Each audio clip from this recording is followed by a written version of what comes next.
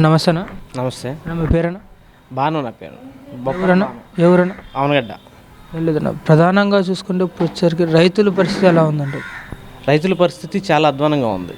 రైతులకి ఇచ్చిన హామీలు చెప్పేటప్పుడు, అధికారంలోకి వచ్చేటప్పుడు ఇచ్చిన హామీలు ఎలా ఉంటాయంటే గిట్టుబాటు ధర కల్పిస్తాము, విత్తనాలు కల్పిస్తాము, మీకు రైతుకి సాగు వేసుకునేటప్పుడు ఆ రైతులు ఆశలు రేపి ఆ ఆశలన్నీ కూడా అడియాశలు చేశారు ఇప్పుడు ఈ ప్రస్తుతం పాలిస్తున్న ప్రభుత్వం.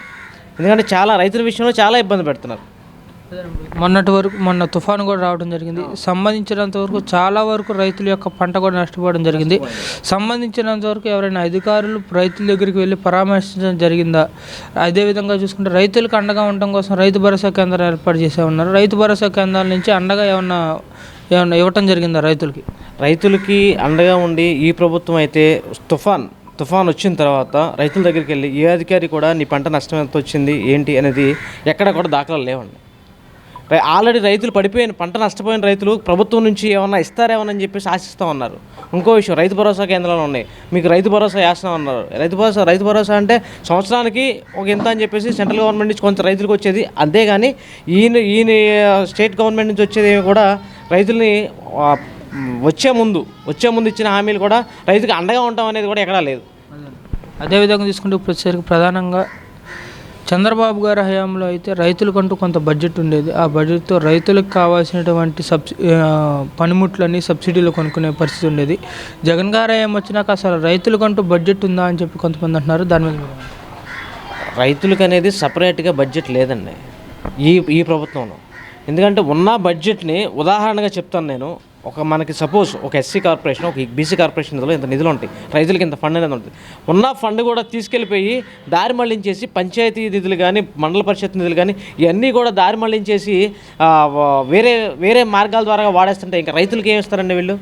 రైతులుగా సపరేట్గా ఫండ్ అనేది కూడా ఈ ప్రభుత్వం ఏం కేటాయించలేదు రైతులకు మాత్రం. అదేవిధంగా తీసుకుంటే వచ్చేసరికి ప్రధానంగా మన రాష్ట్రంలోనే చాలామంది రైతులు ఆత్మహత్యలు చేసి చనిపోతున్నారని చెప్పి ఎన్సీఆర్బీ ర్యాంకింగ్ ప్రకారం తెలియంది. ఈ ఆత్మహత్యలకు ప్రధాన కారణం ఏమంటారు? ప్రభుత్వం అండలేకపోవడం. కేవలం ఏంటంటే కష్టపడి ఎండనక వాననక రైతు కష్టపడి ఒక పంట చేతికొచ్చే టైంకి మొన్న ఉదాహరణ మా నియోజకవర్గంలోనే ఒక అతను తొక్కిచ్చేశారండి, పంటను తొక్కిచ్చేశారు. ఎందుకు? కోయటానికి కూడా పనిచేయదు అది.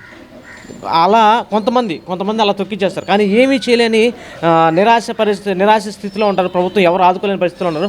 వాళ్ళు ఇక పెట్టుబడి పెట్టి అప్పులు తీసుకొచ్చి పెట్టుబడి పెట్టి ఏం చేయాలో దిక్కుతో తెలియని పరిస్థితుల్లో మరణాలు అనేవి సంభవిస్తూ ఉంటాయండి రైతులతో. అలాంటప్పుడు ఖచ్చితంగా ప్రభుత్వం అనేది చేయూతనివ్వాలి, ఆదుకోవాలి. అలాంటి ఆదుకునే పరిస్థితులు ఈ ప్రభుత్వం లేదు. అదేవిధంగా తీసుకుంటే వచ్చేసరికి ప్రధానంగా మన రాష్ట్రంలోనే కొన్ని మండలాల వారీగా, కొన్ని జిల్లాల వారీగా కరువు ప్రాంతాలు ఏర్పడినాయి. సంబంధించినంతవరకు ఈ కరువు ప్రాంతాలని కేంద్రానికి నివేదించింది లేదు. దీనిపైన సీఎం గారు మౌనంగా ఉన్నారు. దాని మీద మీరు ఏమంటారు? కరువు ప్రాంతాల్లో ఇప్పుడు ఈ సీఎం గారు వచ్చిన తర్వాత కరువు ప్రాంతాలు పెరిగిపోయినాయండి. వాస్తవంగా గతంలో కరువు ప్రాంతాలు ఉంటే ప్రభుత్వం ఏదైనా ఉండి వెళ్ళి అక్కడ కరువు ప్రాంతాల్లో ఏదో ఒకటి అండగా ఉండి మీకు ఏం కావాలని చెప్పేసినది. ఈ గవర్నమెంట్ వచ్చిన తర్వాత కరువు ప్రాంతం పెరిగిపోయింది. గత 30 ఏళ్ళ బ్యాక్ వెనక్కి వెళ్ళిపోయింది అనమాట. ఆల్రెడీ కరువు ప్రాంతం అనేది కొత్తగా సృష్టిస్తున్నట్టుందన్నమాట. కరువు ప్రాంతాలు ఆదుకునే పరిస్థితులు అయితే లేదు. అదేవిధంగా తీసుకున్నప్పటిసరికి ప్రధానంగా రైతులకు అండగా ఉండటం కోసం గత ప్రభుత్వ హయాంలో పోలవరం ప్రాజెక్టు తీసుకురావడం జరిగింది. సంబంధించినంతవరకు పోలవరం ప్రాజెక్టు 70% పైగా గత ప్రభుత్వ హయాంలో అయిపోతే ఉన్న 30%లో 3% కూడా కంప్లీట్ చేయని పరిస్థితి ఏర్పడుతుంది. ఇదే పోలవరం ప్రాజెక్టు లేట్ అవుతుందని చెప్పి పట్టిసీమ కూడా తీసుకొచ్చారు. పట్టిసీమ నుంచి కూడా సకాలంలో నీళ్ళు ఇవ్వని పరిస్థితి ఏర్పడుతుంది. పట్టిసీమ నుంచి సకాలంలో నీళ్ళు ఇచ్చినట్లయితే నవంబర్, డిసెంబర్ నెలలో వచ్చేటువంటి పెను ప్రమాదాల నుంచి రైతులు గట్టెక్కేవాలని చెప్పి నిపుణులు అంటున్నారు. అదేవిధంగా తీసుకుంటే దీని మీద ఇరిగేషన్ మినిస్టర్లు ఇద్దరు పనిచేశారు. ఒకరు వచ్చేసరికి అనిల్ కుమార్ యాదవ్ గారు, ఒకరు వచ్చేసరికి కంబాటి రాంబాబు గారు. అసలు ఇరిగేషన్ గురించే పట్టించుకోలేదు. దాని మీద మీరు ముందుగా వచ్చేసరికి అంటే పోలవరం అనేది ఈ పాటికి నాకు తెలిసి గత ప్రభుత్వం ఉంటే ఈ పాటికి అయిపోయేది. మ్యాక్సిమం ఆల్మోస్ట్ కంప్లీట్ చేసేసారు. ఇప్పుడు ఈ అనిల్ కుమార్ యాదవ్ ఉన్నారు కదా, అనిల్ కుమార్ యాదవ్ గారు పలానా టైంలో నేను పోలవరం అనేది కంప్లీట్ చేస్తామని చెప్పేసి బల్లగుద్ది గట్టిగా బేస్ వాయిస్తో చెప్పారు. కానీ అది కంప్లీట్ చేయలేదు. ఎందుకంటే పోలవరం ప్రాజెక్ట్ కంప్లీట్ చేయడం వీళ్ళ వల్ల కాదు. 100% వీళ్ళ వల్ల కాదు పోలవరం ప్రాజెక్ట్ కంప్లీట్ చేయడం అనేది.